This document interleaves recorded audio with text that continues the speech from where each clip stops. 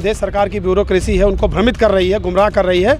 और यदि वह हमारी मांगों के प्रति नहीं चेते तो प्रदेश सरकार को आने वाले चुनाव में इसका परिणाम भुगतना पड़ेगा। संयुक्त संघर्ष संचालन समिति के द्वारा 16 जनवरी को हम लोग इस विधानसभा को घेरेंगे, चारों तरफ से घेरेंगे, शांतिपूर्वक घेरेंगे। सरकार को लाठी चलाना और डंडा चलाना और जहाँ भी आप हमको रोकेंगे हम वहीं बैठ जाएंगे। जिस रूट पे आप रोकोगे हम वहीं बैठ जाएंगे, वहीं से हमारा आंदोलन शुरू होगा, मगर अब पीछे नहीं हटने वाले हैं। उत्तर प्रदेश में हमारी सरकार ने नहीं चेता 2024 में आने वाले इलेक्शन में 2024 में इनको भारी नुकसान होगा। अगर इनको नुकसान से बचना है और केंद्र में सरकार बनानी तो हमारी पेंशन समेत पांचों हमारी मांगे उसको बहाल करें, तब प्रदेश का समस्त कर्मचारी के साथ है। अन्यथा जो पेंशन की बात करेगा वही देश में राज करेगा। निजीकरण नहीं रोका जाएगा तो हमारा कर्मचारी समाज कमजोर होता जा रहा है। इससे सरकार की इतनी बड़ी क्षति है कि निजीकरण में किसी को अपनिष्ट तो कर नहीं सकते। सरकारी फाइलों में भी हेराफेरी बहुत होती है। नमस्कार, मैं संजय जायसवाल, आप देख रहे हैं 4PM न्यूज़ नेटवर्क। यहाँ पर कर्मचारी संघ के लोग जो हैं आज धरना प्रदर्शन कर रहे हैं और किन बातों को लेकर, किन मुद्दों को लेकर धरना कर रहे हैं, किन बातों को लेकर प्रदर्शन कर रहे हैं, इनसे बात करते और जानते।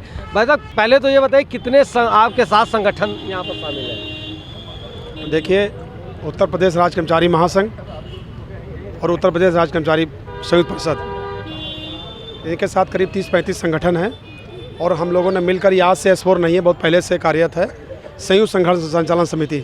संयुक्त संघर्ष संचालन समिति के तत्वाधान में हम लोगों ने निश्चय किया कि हमारी OPS समेत 5 मांगे हैं और उसी के क्रम में हमने 2 अक्टूबर में गांधी जी को नमन करके आंदोलन शुरू किया, जिसमें कि 14 अक्टूबर को एक प्रदेश स्तरीय सम्मेलन कराया गया। 7 नवंबर को मुख्यमंत्री जी को ज्ञापन सौंपा गया जिलाधिकारी जी के माध्यम से। और ये आंदोलन का तीसरा चरण है, मोटरसाइकिल रैली जन जागरण अभियान विभागों में किया जा रहा है जा करके, और जिसमें कि हमारी मांगे पुरानी पेंशन बहाल हो और जो प्रदेश सरकार द्वारा हमारे भत्ते ख़त्म कर दिए गए हैं उनको बहाल किया जाए, आउटसोर्सिंग संविदा रेगुलर हो और निजीकरण आउटसोर्सिंग बंद भी किया जाए। इस तरह की तमाम मांगे हमारी करीब 5 सूत्रीय मांगों को लेकर के हम ये आंदोलन कर रहे हैं और सरकार को हम ये बार बार चेता रहे हैं, लिखित से भी, मौखिक से भी, आंदोलन से भी, कि ये जो प्रदेश सरकार की ब्यूरोक्रेसी है उनको भ्रमित कर रही है, गुमराह कर रही है। और यदि वह हमारी मांगों के प्रति नहीं चेते तो प्रदेश सरकार को आने वाले चुनाव में इसका परिणाम भुगतना पड़ेगा। पेंशन बहाली की बात करें तो कुछ प्रदेशों में जो है पेंशन की बहाली कर दी गई है, उसको किस तरीके से देखते हैं अगर उत्तर प्रदेश में पेंशन बहाली नहीं हुई? देखिए, ये मुद्दा 2024 का इलेक्शन है उसको लेके है, और ये मुद्दा जो आपने क्वेश्चन किया ये तो डिपेंड करेगा जो 5 राज्यों में जो चुनाव हुए हैं उसका जो 3 दिसंबर को रिजल्ट आ रहा है वो डिपेंड करेगा कि सरकार आगे क्या सोचती है। हम लोग एक जन जागरण अभियान था, हम लोग 12 बजे निकल लिए थे यहाँ से सिंचाई विभाग से, और 4 घंटा लगभग हो रहा है और जिस ऑफिस हम लोग गए वहाँ पूरा समर्थन मिला है। और इसके बाद जो हमारा दूसरा लास्ट प्रोग्राम है वो 16 तारीख को, 16 जनवरी को। अभी तक किसी भी संगठन ने न तो हिम्मत की न तो घोषणा की कि वो विधानसभा घेरेगा, मगर हम इस S4 के द्वारा, संयुक्त संघर्ष संचालन समिति के द्वारा 16 जनवरी को हम लोग इस विधानसभा को घेरेंगे, चारों तरफ से घेरेंगे, शांतिपूर्वक घेरेंगे। सरकार को लाठी चलाना और डंडा चलाना और जहाँ भी आप हमको रोकेंगे हम वहीं बैठ जाएंगे। जिस रूट पे आप रोकोगे हम वहीं बैठ जाएंगे, वहीं से हमारा आंदोलन शुरू होगा, मगर अब पीछे नहीं हटने वाले हैं। पेंशन बहाली का मुद्दा बहुत बड़ा मुद्दा है, कुछ प्रदेशों में चालू कर दिया गया है, पुरानी पेंशन लागू कर दी गई, उत्तर प्रदेश में नहीं लागू है। देखिए, पेंशन जो है ये हम लोग का मौलिक अधिकार है। देखिए, कई प्रदेशों में जहाँ सरकारें बदली वहाँ पेंशन के नाम पे ही बदली हैं। अब बारी उत्तर प्रदेश की है। अगर उत्तर प्रदेश में हमारी सरकार ने नहीं चेता 2024 में आने वाले इलेक्शन में 2024 में इनको भारी नुकसान होगा।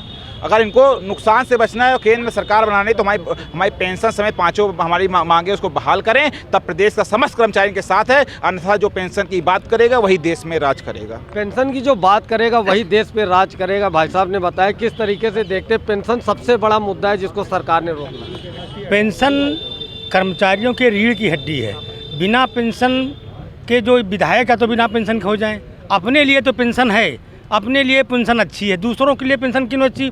हम चाहते हैं कि ओपीएस बहाल करें। जितने भी प्रदेशों में सरकार बन रही है ओपीएस बहाल रही, तो उत्तर प्रदेश सरकार क्यों नहीं ओपीएस बहाल कर रही है? अगर नहीं बहाल करती है तो 24 के चुनाव में आने वाला इसका रिजल्ट एकदम उल्टा होगा। 24 के चुनाव की बात कर रहे हैं भाई साहब, जो लोकसभा चुनाव है, अगर पेंशन की बहाली नहीं होती तो क्या लगता है कि लोकसभा 2024 के चुनाव में जितना भी सरकारी कर्मचारी है एकजुट होता दिखाई देगा इसको लेकर? इसका परिणाम तो आपको दिखा है, अभी दिखा नहीं है आपको? हिमाचल में भी दिखा, कर्नाटक में भी दिखा, और राजस्थान में चुनाव में उन्होंने बहाल कर दी।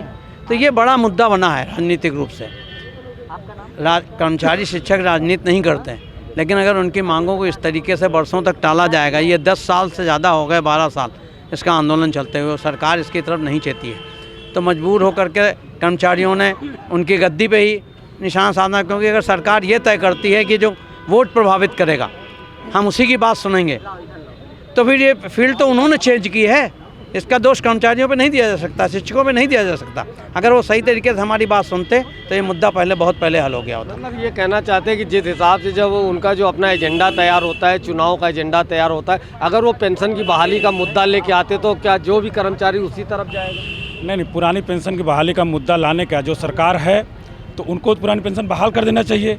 निश्चित ही हमारे कर्मचारी साथी उनका धन्यवाद करेंगे, निश्चित उनका परिवार उनके प्रति कृतज्ञ होगा, उनको उसका फ़ायदा बेनिफिट मिलेगा। यदि हमारी पेंशन वो बहाल नहीं करते हैं तो हम जब वोट देते हैं, किसी भी पार्टी को वोट देते हैं, विधायक और सांसद बनाते हैं, तो उनका जो है पेंशन हम बनाते हैं, उनका पेंशन दिलाने का काम करते हैं। तबकि हमारी कर्मचारी समाज अपने पेंशन के अधिकारों के लिए, अपने पेंशन की रक्षा करने के लिए, अपना पेंशन पाने के लिए वोट करेगा, तो इसको जो है निश्चित ही जो शासन प्रशासन में है, जो सरकार में है, उसको निश्चित ही नुकसान उठाना पड़ेगा। अन्य राज्यों में भी उठाना पड़ा है, आपके सामने है। अभी भाई ने बताया कि पेंशन बहाली लेके जैसे जो विधायक होता है, कुछ दिन के लिए विधायक होता है, उसको आजीवन पेंशन मिलती, लेकिन जो कर्मचारी होता है अपना पूरा जीवन देता है, लेकिन उसकी पेंशन बहाली नहीं। देखिए, जब मैं अपने पिताजी को देखता हूं तो निश्चित रूप से जो पिछली सरकार की नीतियां थी उसको धन्यवाद भी देता हूं। जो पिताजी की पीढ़ी थी वो गांवों से निकल करके आई और उन्होंने अपनी योग्यता अनुसार नौकरियां पाई और आज वो भली भांति पेंशन पा करके अपना जीवन यापन कर रहे हैं। हम लोग पे कतई कोई बोझ नहीं है। आप समझ सकते हैं कोई बुजुर्ग आदमी की मेडिसिन महीने में कितने की आती होगी। तो ये एक मेरे हिसाब से पेंशन कर्मचारी के लिए, शिक्षक के लिए अमृत समान है। इससे बड़ी कोई मांग नहीं हो सकती है। और साथ ही आउटसोर्सिंग और ये जो निजीकरण की बयार है, ये सबसे खतरनाक चीज़ है। इसको तत्काल रोक लगानी चाहिए। अभी आपने देखा होगा डायल 112 की बेटियों ने किस तरीके से आंदोलन किया और ये जो मेन पावर एजेंसियां हैं किस तरीके से उनका शोषण करती हैं। उनसे भी हम लोग S4 के लोग मिलने गए थे। उन्होंने जो बातें बताई उसको हम मीडिया में आपके सामने बोल नहीं सकते हैं। निजीकरण को रोका जाए और पेंशन की बहाली की जाए। आप भी अब रिटायरमेंट के करीब है, कैसे देखते हैं? निजीकरण एक तरीके से हमारे कर्मचारी समाज के लिए बहुत बड़ा अभिशाप है। अगर निजीकरण नहीं रोका जाएगा तो हमारा कर्मचारी समाज कमज़ोर होता जा रहा है। इससे सरकार की इतनी बड़ी क्षति है कि निजीकरण में किसी को अपनी तो कर नहीं सकते। सरकारी फाइलों में भी हेराफेरी बहुत होती है। हम लोग सरकारी कर्मचारियों को ऊपर तो दंडित करने का विधान है, लेकिन जो संविदा कर्मी हैं उन्हें कोई दंडित तो कर नहीं सकता। इसलिए संविदा कर्मियों को नियमित कर्मचारियों की भांति नियमित किया जाए और निजीकरण रोक करके इन्हें सरकारी कर्मचारियों का दर्जा दिया जाए और सरकारी कर्मचारियों का सभी मुहैया किया जाए। यही हमारा S4 का अर्थ है कि चतुर्थ श्रेणी से लेकर के जो चतुर्थ श्रेणी भर्ती है वो बंद की जाए और सब लोग। ये अजीब विडम्बना की बात है। कोरोना में सरकारी कर्मचारियों, डॉक्टर, इंजीनियर, सफाई कर्मी, नगर निगम में काम किया।